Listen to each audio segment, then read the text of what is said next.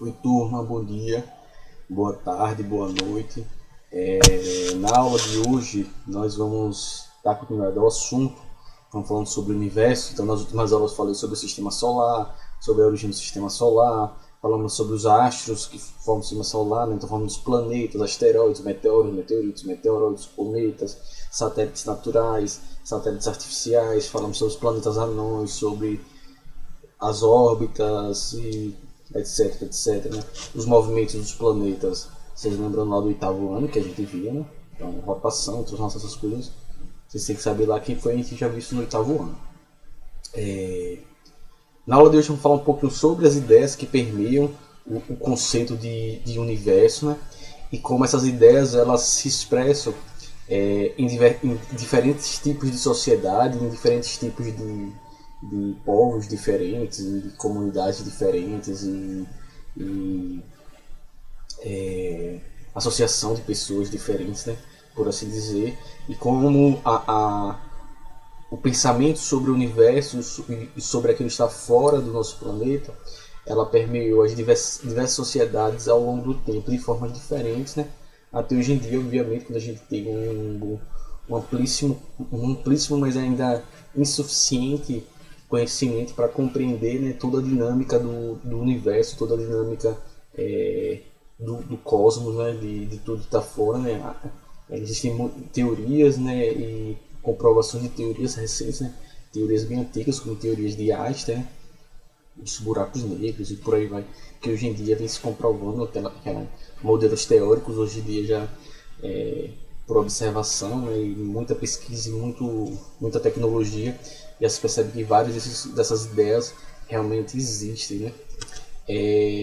Bom, vamos falar um pouquinho sobre as estrelas, as histórias e os costumes que estão ligados às pessoas. Né. Então, desde muito da antiguidade, da Grécia Antiga, os corpos celestes eles levantam muitas questões, né, e despertam muita curiosidade, né, de pessoas de diferentes culturas, né, da Grécia Antiga, até dos povos não ocidentais, né, orientais, né. Então a gente olha para quem tem essa curiosidade, obviamente, olha para o céu noturno, né, e observa estrelas, planetas, às vezes acho que é uma estrela, mas pode ser um planeta, né. E isso gera muita curiosidade, né. Então esses pontos luminosos no céu, principalmente no céu noturno, são obviamente astros que estão dispostos no universo, né. Alguns estão mais próximos, né, da gente, mas outros estão muito distantes. E um hábito que era muito comum na antiguidade era a mente humana com o processamento de buscar padrões, né, em tudo que a gente observa, conexões, né, tinha aquelas ideias de fazer as ligações, né, então esses povos antigos faziam as ligações entre essas estrelas que estão próximas e a partir daí observavam uma série de formação de imagens e que representavam diferentes povos diferentes, representavam e explicavam processos diferentes, né. Então, cada um desses povos eles viam no céu histórias sendo contadas de entidade, deuses e outros aspectos que estavam ligados à sua cultura, né? Então, vários são os motivos, né, que existem diversos motivos que fizeram com que esses povos e civilizações eles usassem as estrelas para representar imagens, né? Ou seja, para formar imagens, como eu trouxe o exemplo aí das constelações que representam o que a gente chama dos signos do zodíaco, né? Algumas vezes, né, elas têm algumas histórias importantes, né, a ser passadas por seus descendentes, né? Então eles contavam a história do seu povo a partir das estrelas, e representavam essas histórias no céu, né? Ou seja, era uma maneira de que todo mundo se lembrasse. Era escrito no céu a história daquele povo, estava escrito no céu e eles podiam sempre contar essa história para os seus descendentes, né? Tinha outro motivo também que é bastante, além de contar a história do seu próprio povo, né? É a associação da observação das estrelas às épocas do ano, né? Ou seja, então eles observavam quando certas constelações, quando certas estrelas apareciam, era o momento da colheita, era o momento de plantar, era o momento quando iriam começar as chuvas e quando ia ter as cheias dos rios, por exemplo. A partir de como a Terra está fazendo esse movimento de translação e de rotação, fazendo a translação ao redor do Sol, em certos momentos é possível ver certas constelações e outros não. Então, quando essas constelações elas apareciam, as constelações que são esses conjuntos de estrelas, né, elas apareciam, elas davam vários indicativos, né? Nem todos os povos, obviamente, eles desenvolveram a forma de escrita, né? Com a qual eles pudessem registrar as suas histórias, né? E mesmo nas civilizações que tinham comunicação escrita, como por exemplo a civilização grega, a maioria das pessoas não sabia ler e escrever, né? Tinha, mas era uma minoria das pessoas que sabiam ler e escrever, né? E muitas pessoas também, a grande maioria das pessoas não tinham acesso aos livros, né? Que eram escritos lá nos famosos papiros, né? Então era muito importante usar as estrelas, né, esses pontos de luz no céu, porque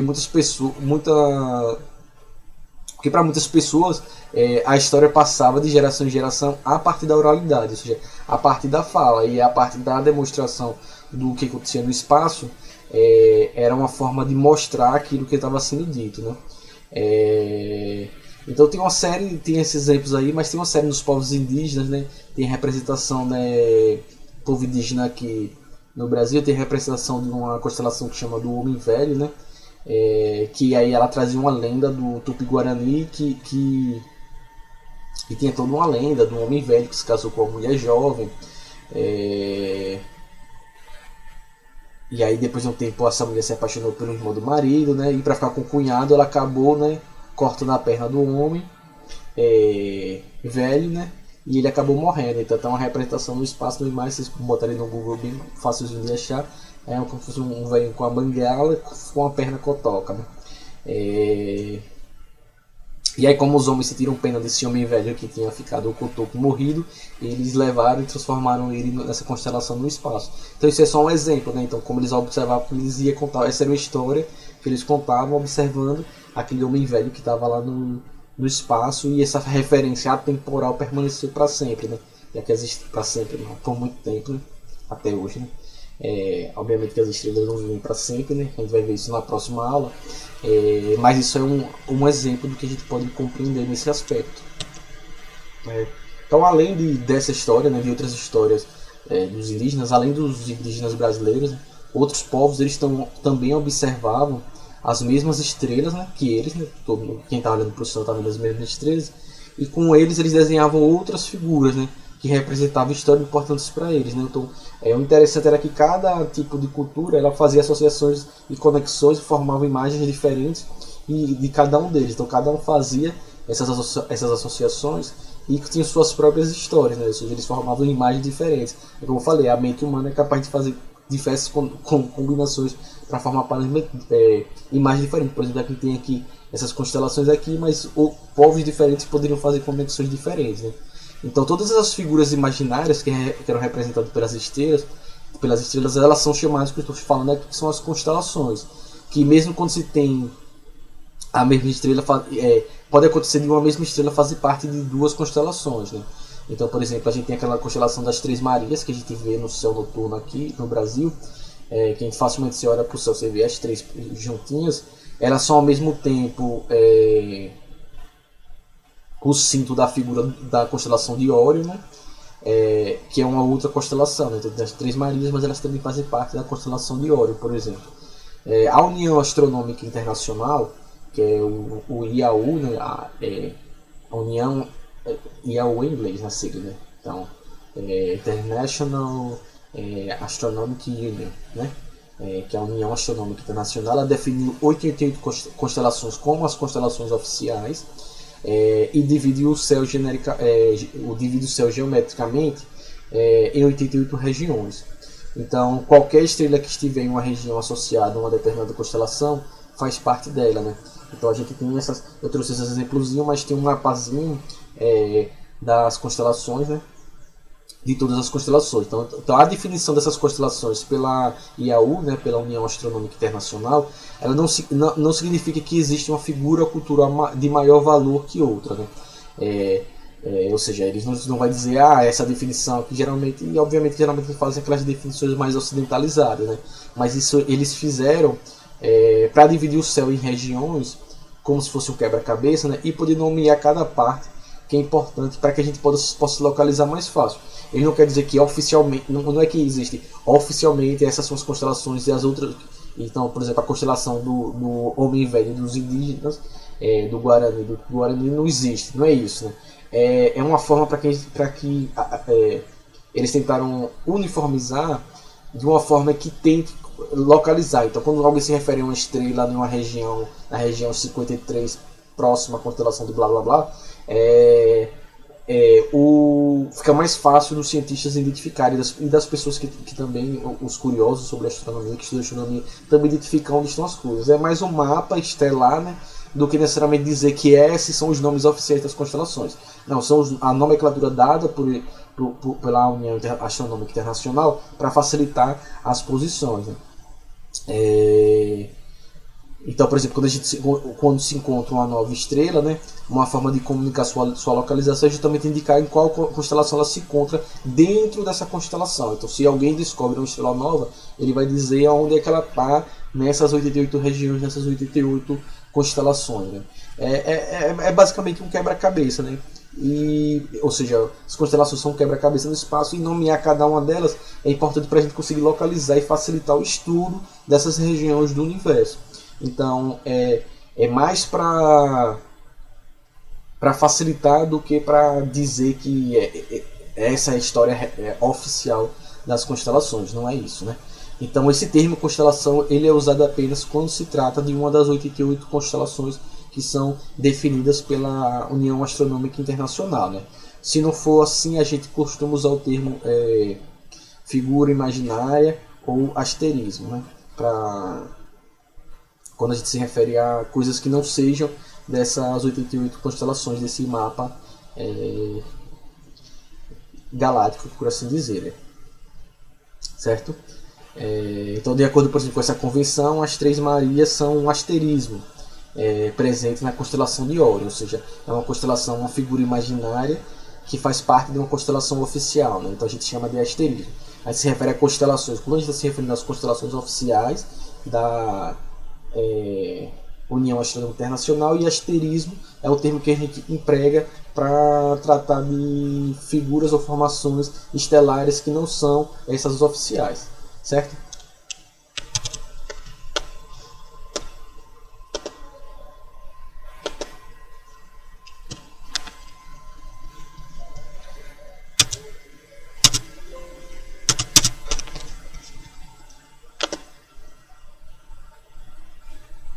Deixa eu ver se eu consigo botar para vocês aqui. Pronto, gente, eu fiquei aqui futucando, foi porque eu estava tentando colocar aqui a carta celeste. Então aqui a gente tem a representação aqui da carta celeste. Deixa eu aumentar aqui um pouquinho. Essa aqui é a carta celeste aqui das 88 regiões do... Então esse seria o mapinha aí das 88 regiões descritas pela União Astronômica, né? Então vocês vão observar que tem todas as regiõezinhas aí. Então veja que todas as constelações, a gente tem a representação de todas as constelações e como a gente pode representar elas, certo?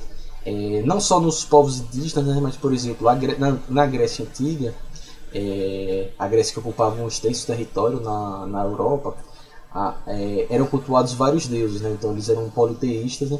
E suas histórias fazem parte da mitologia grega e muitas constelações do céu são relacionadas a essa mitologia, né?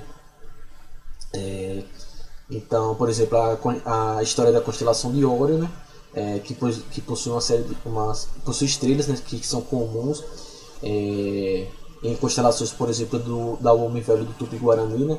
Então, a Três Marias, o Homem Velho do Tupi-Guarani fazem parte da constelação de Órion, por exemplo. E na Grécia Antiga, nesse Órion, ele era um caçador, né, que ele era amado pela deusa Artemis, que é a deusa da caça, né, e da castidade. E por ciúme, né, o gêmeo de Artemis, que era o outro deus grego, que era o Apolo, ele mandou um escorpião gigantesco picar Órion, né?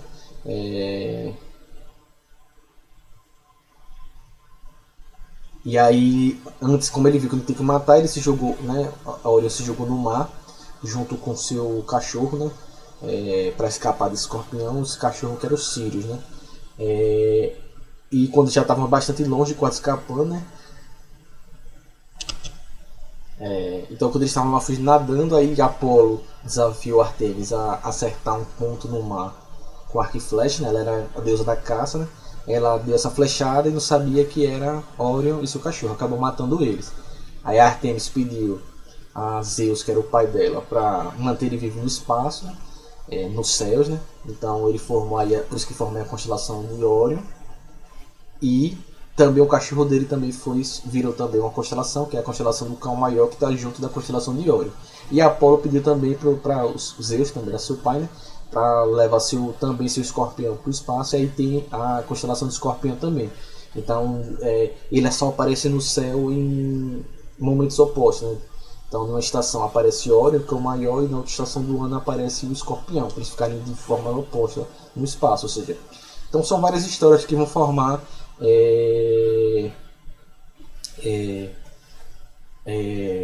que vão formar, né, essas mitologias e contar essas histórias de povos diferentes. Então algumas constelações elas funcionam também como referências no espaço, certo? Como é o caso da Cruzeiro do Sul, né?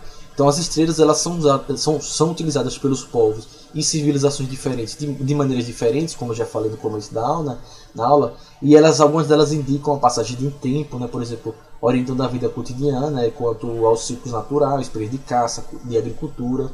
E essa utilização das estrelas ela não é restrita especificamente às sociedades indígenas. Então, como eu falei, na Grécia Antiga eles utilizavam, no Egito, por exemplo, a observação da constelação de Órion também era utilizada para identificar o início da cheia do rio Nilo, que era fundamental para o modo de agricultura deles, como vocês devem saber das aulas de história, né? Então, as outras utilidades das constelações, além de contar histórias e explicar origens, orientar comportamentos, né? Então, diferente da finalidade finalidade prática em si, alguns motivos são mais simbólicos, não materiais, mas também tem alguns que são muito importantes, né? Então, além de serem criados por diferentes motivos e por diferentes povos, né, os agrupamentos de estrelas elas foram nomeados de diferentes formas e em épocas diferentes na história humana, como eu falei, na constelação de Órion, de Escorpião, que existem desde a antiguidade até hoje, né? Mas existem constelações como a Cruzeiro do Sul, que é representada aí por esse conjunto aí, a Rubídia, a Delta, a Epsilon, a Alpha e a Beta Mimosa, e aqui a gente tem a Beta Centauro e a Alpha Centauro, que só foram utilizadas na época das grandes navegações, e eram utilizadas o Cruzeiro do Sul, né, na época a Igreja Católica era muito forte nessa época, das grandes navegações. Então esse Cruzeiro do Sul eles utilizavam ela para poder se orientar, ou seja, eles utilizavam como se fosse uma bússola, uma forma de orientação das navegações. Existe uma série de mitos e explicações que tentam explicar a origem de tudo, né? Então na mitologia grega, né, se acredita que no começo era tudo uma desordem, né? Que existia apenas o deus Caos, e a partir daí um dia recebeu a cria deusa Gaia e etc. E aí foi formando, né? Tem toda uma historinha. Nos indígenas também tem a sua explicação, né? Para a formação da natureza, uma série de deuses que vão explicar a origem de tudo. Também assim, no mito oriental, né? Do Yin e Yang, né? Pensar na ideia como é que chama? Dos hindus, lá dos deuses, né? E o Deus criou tudo, Brahma e Shiva, ou seja, tem várias explicações, né?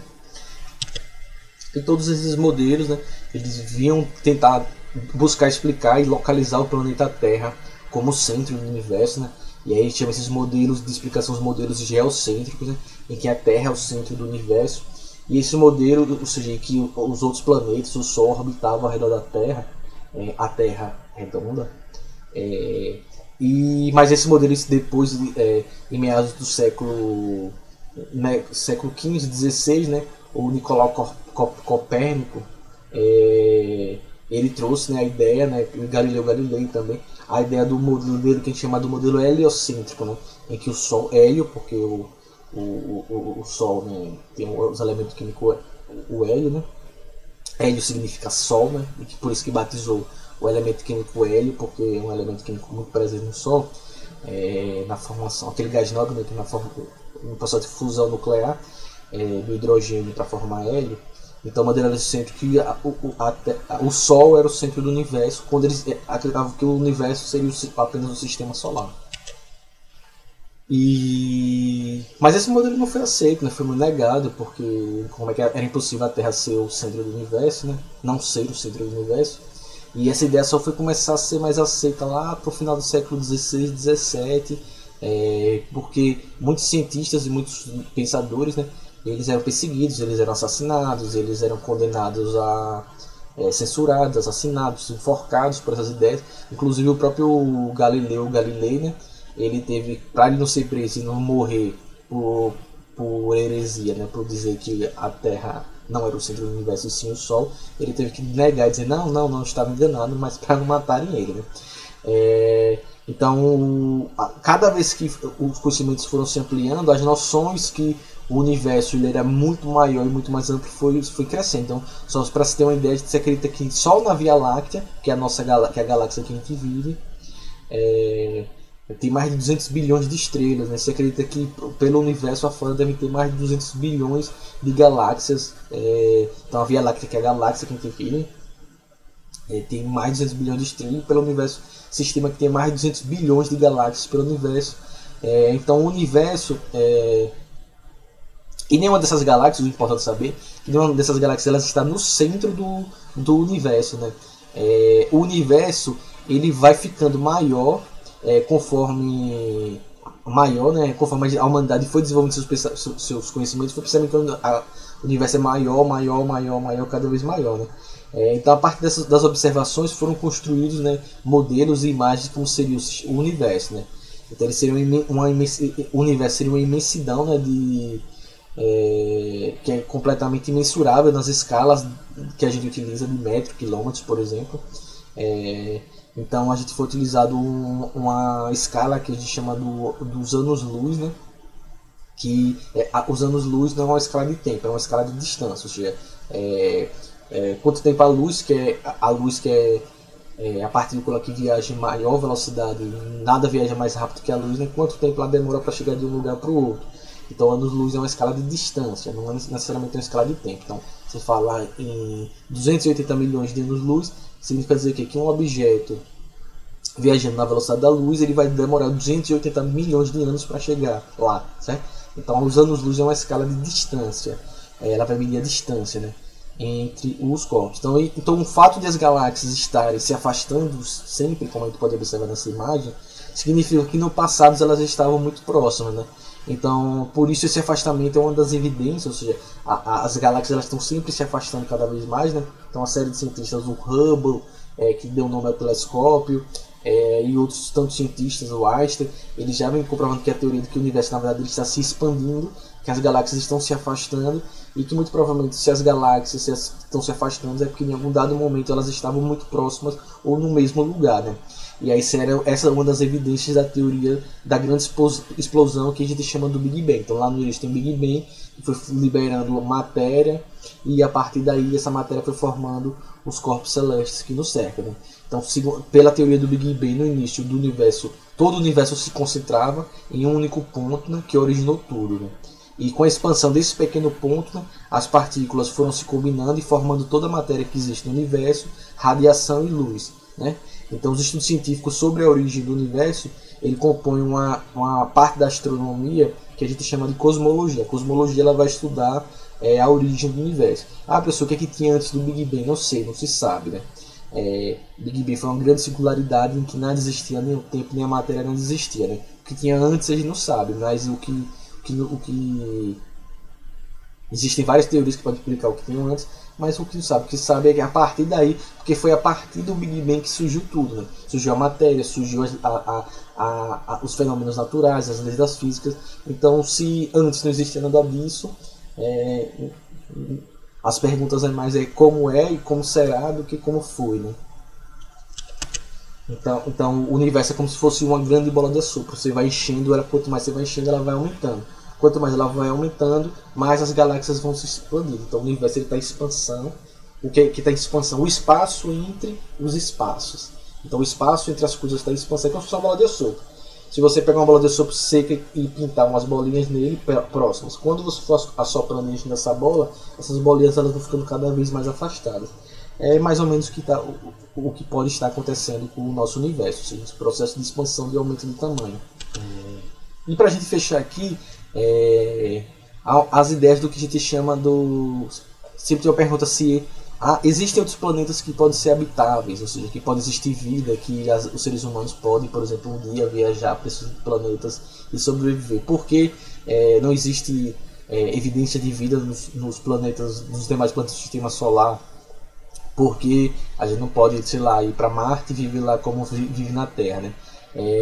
De princípio, toda estrela que existe, das, sei lá, 200 bilhões só aqui na Via Láctea, elas em tese elas podem ter planetas orbitando. Diante dessa possibilidade, né, de ter planetas orbitando todas essas estrelas, os cientistas se questionam se realmente não é possível de encontrar algum planeta semelhante à Terra ou outras formas de vida por aí. Considerando que nenhum outro planeta do Sistema Solar apresenta condições favoráveis para a vida, as investigações nesse sentido agora elas se debruçam sobre os exoplanetas, né, que são aqueles planetas que estão fora do Sistema Solar, né? Os astrônomos eles observam com mais cuidado, né? Como é que eles observam isso? Eles observam a luz que é emitida por uma estrela e detectam se há alguma diferença nela, né? Ou seja, é uma maneira comum de encontrar os exoplanetas, né? Ou seja, quando eles observam a estrela e veem o caminho da luz que aquela estrela faz, se tiver, por exemplo, algum planeta, essa luz vai sofrer algum tipo de desvio ou não vai chegar plenamente aqui na Terra, né?